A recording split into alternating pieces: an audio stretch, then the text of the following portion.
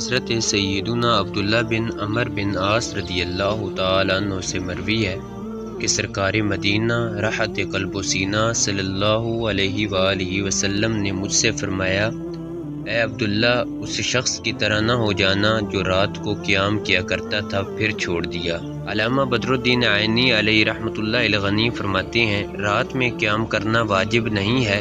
کیونکہ اگر واجب ہوتا تو سرکار دو عالم نور مجسم صلی اللہ علیہ وآلہ وسلم قیام لیل چھوڑنے والے کے لیے اتنی ہی بات پر اکتفا نہ فرماتے کہ اس کی مذمت بھی فرماتے۔ افراط و تفریط کے بغیر کسی نیک کام پر ہمیشگی اختیار کرنا مستحب ہے۔ حدیث مذکور میں اس بات کی طرف اشارہ ہے، جو نفلی عبادت کا عادی ہو پھر بلا عذر اسے ترک کر دے تو یہ مکروہ ہے۔ علامہ ملا علی قاری علیہ رحمۃ اللہ الباری فرماتے ہیں، یعنی اس خصلت میں فلاں کی طرح نہ ہو جانا کہ وہ رات کے بعض حصے میں نماز تہجد پڑھتا تھا پھر بغیر کسی عذر کے اسے چھوڑ دیا، بس جس چیز کو اس نے اپنے ذمے لیا تھا وہ اس پر ثابت قدم نہ رہا۔ میں اس بات کی طرف اشارہ ہے کہ عبادت کو چھوڑنا اور اپنی عادت کی طرف لوٹنا ایسے ہی ہے جیسے سفر سے الٹے پاؤں واپس لوٹنا اور زیادہ کے بجائے کمی کی طرف آنا۔